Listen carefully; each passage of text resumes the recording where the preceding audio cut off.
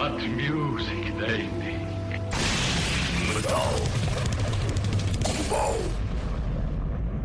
Sejam bem-vindos a mais um podcast de Metal Global. Hoje a conversa é com Einar Solberg, a voz dos Leprous, ele que no passado mês de abril lançou o seu segundo álbum solo, Vox Occulta. Antes da conversa com Einar Solberg, não quero mais lembrar que tem a versão rádio, versão com música, é exclusivo na RTP Play, a passar por lá e procurar por Metal Global. Einar Solberg, a inconfundível voz dos Leprous, editou em abril o seu segundo álbum a solo, Vox Occulta. Gravado em colaboração com a prestigiada Orquestra de Rádio Norueguesa, este trabalho apresenta-se como uma declaração audaz, pesada e profundamente sinfónica. A grande notícia é que o músico norueguês está de regresso a Portugal em setembro para apresentar este novo álbum ao vivo.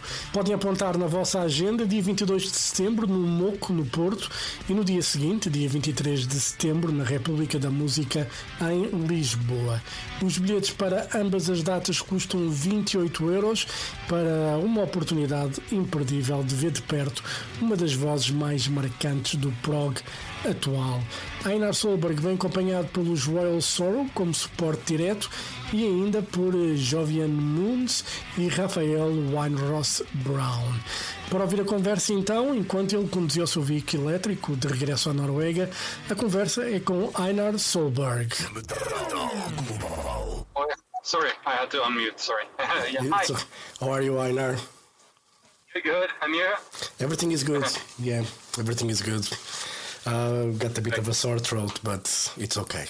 I will survive. Okay, that's good. Anyway, I think I'm with my flu for this year, hopefully. yeah, hopefully, fingers crossed, it's bad enough as it is. Anyway, let's go straight to Vox Occulta, the new solo record. When did you actually start working on the songs for the album? I would say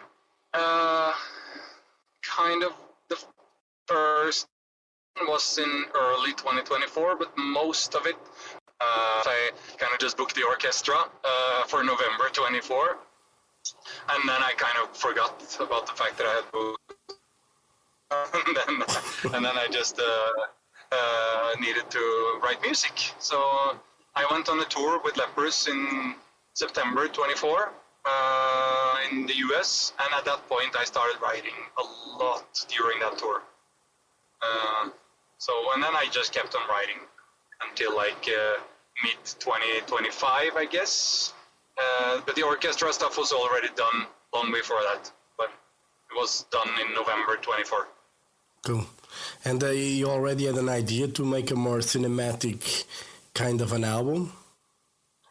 Yeah, I felt already after 16, which was just kind of an album where I was searching for my identity, I guess. I felt already there that, okay, I think it's the cinematic stuff that I resonate most with here, and that feels most like me. And so I just decided that I wanted to go all in with that and like really, really push for that sound, you know. Yeah, but that's something, you know, like soundtracks, you know, movie scores, is something that appeals to you, something that you would like to do if you were invited or asked to do? Yes, I would to a certain degree, but with enough freedom. You know, like I'm not someone who writes very, very well on after people's preferences, you know, because then I kind of erase my whole identity on the soul on the way there. So I think it would be if there was someone who already liked my vibe rather than trying to push myself to get into Hollywood as a writer, you know, I think that would be just stressful for me to try to please too hard, you know, like So I already did like a scene for a series, like Mexican drug series that it's gonna be like it was like someone who invited me because he was into my music, and then he said, hey, you want to try to write something from the scene here? And I said, yeah, okay. But then I was able to just kind of do my thing in a way, and that was cool. So whenever I would love to do it if people come to me, but I'm not gonna push super hard to get into that scene myself. Do you see yourself as bringing this more cinematic vision and music to Leprous as well? I mean, obviously Leprous has their own identity as well, but do you think you can push the boundaries like that, or it's something? No, I want to do the opposite. I want to strip Leprous completely of that, because that's kind of the whole point in making those two projects gradually more different to each other. Of course, when you zoom in, there is always going to be some similarities. Of course, it's me who is the songwriter on both projects, but I intentionally, if you listen to Melodies of Atonement, you don't hear any sort of strings, you don't hear any of the orchestral elements, because we intentionally removed it, because we thought, okay, let's focus on the members we have here. So I think Leprous is going to move further and further away from that, whereas I move deeper and deeper into it, I guess. And, with the Vox Occulta coming out soon, you already announced European tour. You got 2 shows in Portugal. Who's going to play with you, in the band to bring Vox Occulta back to, alive on stage? What are the musicians who are playing with you on this tour? So that's going to be Kelly on drums from Agent Fresco, and then I'm going to bring with me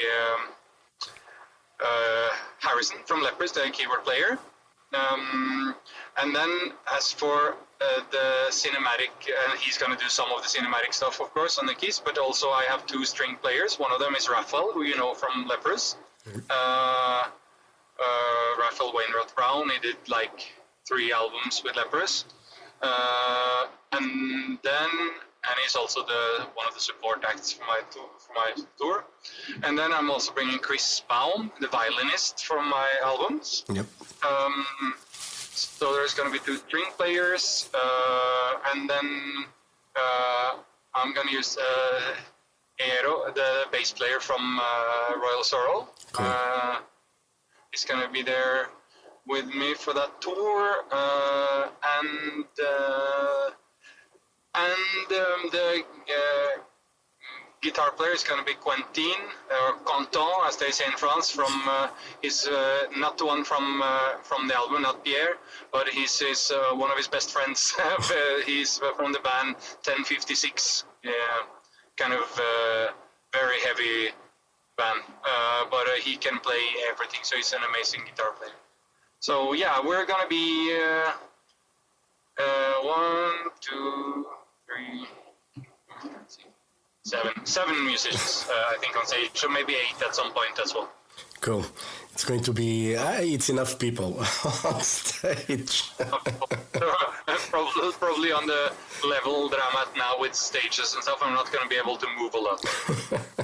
And when did you use all the music? I mean, you said like you were kind of late in a way, writing for Vox Occulta. Are you already thinking in a follow-up record? This record inspire you to, keep chasing this cinematic sound? 100%, but I also have, I'm going to take it even further on the next one, and I have a plan of introducing another element on the next album, but I'm not going to go into details with that yet, because there's a lot of logistics and stuff that I need to figure out first, but definitely I already have strong plans and ambitions for that next album. Cool. Very good. And this is quite a bit of a short run for you when it comes to European shows. Are you planning to do more solo shows after, like next year, or you're going to focus on Leprous on next year? No, I would like to focus more on the solo record as much as I can, at least. Of course, I guess Leprous is a bit of an economic necessity for most of us in the band at this stage anyway, when we live. We're planning on, we toured so extensively with Leprous for so many years now that we're planning on being a bit more selective with what we say yes to. That means that, yeah, you're still going to be able to see Leprous shows, but it doesn't mean that we'll come home and play in your garden like we've done before, you know, like. So that it just means that you maybe have to travel a bit further to see us. Yeah, you always have people that want a band to play in their backyard. You know, there's always people. Why don't I to play my city? Well, because there was one time we were playing. I think we were playing in one place in Germany or something, and someone said, "Oh no, you need to come to Cologne," and I was just like, and then I checked on Google Maps and it was like 45 minutes away, and I was just like, "Come on, guys, like it's 45 minutes away. You can do that." Like, it's crazy, but this economic thing that we are going through at the moment with diesel prices, it's crazy. It's becoming more difficult for a band, for an artist to actually plan a proper tour, because I mean, you're already planning the solo tour. The fuel prices are crazy at the moment, everywhere, and there is no end in sight at the moment. So the plans that you add, when it comes to budget, are they increasing on a daily basis, or you don't think about that? No, I don't think about it. I think like the world and everything around us is so unpredictable, as we've shown. I think we started to realize it properly in COVID, I guess, that things can happen overnight and that you cannot plan for and you cannot, that you won't expect, and now with the type of leaders we have around the world now, it's very unpredictable. It's from day to day. It's something new, and we are. I'm pretty good at dealing with things whenever they come. As for my own, like 90% of Norwegians, I drive electric myself, so not that heavily affected yet. But of course on a tour it's different.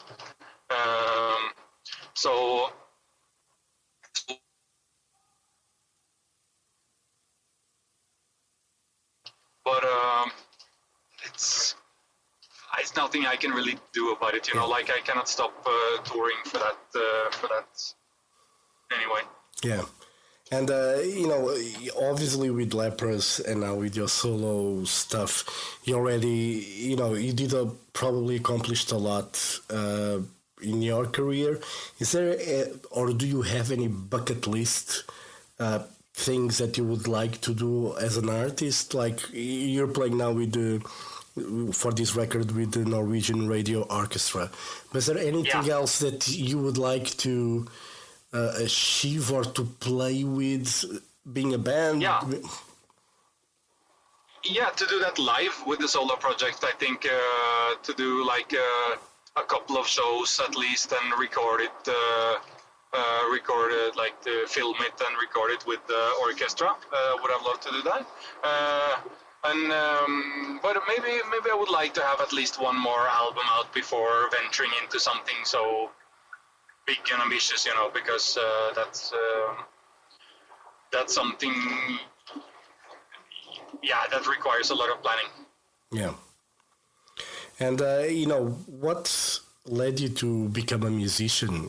What was that spark that triggered you to say, I want to be a musician? Because not everyone, can achieve that in a way. Yeah. So thank you very much.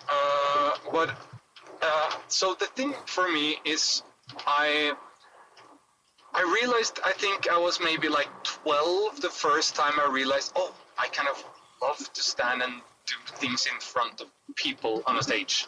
But I didn't really have the nerve to do it back then, and I didn't even know that if I had the talent. But I just realized, that's something that would have been so cool. Then when I properly realized it, I think was in our the first show with my first band. That was in year 2000, when I was 15. And at that point I realized, okay, this is something that gives me more joy than anything else and more direction than anything else has done in my life before. And at that point I realized this is something that I want to do. And from that, it's been the only thing that I've worked towards, the only goal that I worked towards in a way is to make a living out of that.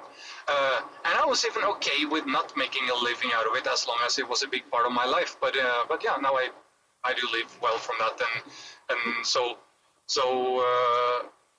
yeah, it's not something everyone can do, and even if you're very talented, it's still not very likely. But I think we kind of just went full on the whole time, and always tried to improve, always tried to do things a bit differently, always tried to improve our live show, always like looking for some ways to, but at the same time, never stop enjoying it, basically. Because if you stop enjoying it, then you've kind of lost. Yeah. When it becomes a job, it's a problem. This is what I'm talking about with Leprous now, because now many of us are a bit at that stage, because we tour too much. So we want to kind of go back to, okay, we need to come back to that show, that part where we look forward to the shows again. Not just like, oh, how many shows do we have left on this tour now? That's like, I don't want to have that feeling, like, so we realized that we have been probably one of the most touring bands in our genre, and definitely one of the most touring international bands from Norway. Since like 2016 or 17 or so, and onwards until now, it's been extreme, the amount of shows we've done. So we realized that we need to kind of relax a bit. Yeah. And you guys have, are you guys playing tons of rock in Norway this year, right? Yes. And it's a big slot that we got. So that's going to be a big one for us. You're looking forward to that? Very much, finally. And also because we don't do that many shows. As you can see now, there is not many Leprous shows. There has been, I think we have like 5-6 shows for the rest of the year booked at this moment, and then maybe a couple of more is coming, but it's not much for us. So, and we're all very happy about that, because then we can really look forward to each one. Cool. Very good. All right, Einar, thank you very much for your time. All the best for the solo tour. I'll see you in Lisbon, and maybe I'll see you in Norway at Tons of Rock. I'm working on it. I might be there, so we'll see. That's amazing. Amazing. Perfect. Yeah, I'm in your neighbor country right now. I'm in Spain, driving from Spain to Norway. Oh, very good. Well, it's a long drive. It's a long drive. Yeah. Enjoy it. From Spain to Norway. Yeah, thank you. Enjoy it, and I'll see you in September in Lisbon. All right? Perfect. Thank you so much. Perfect. Thank you. Thank you. Bye-bye. Bye.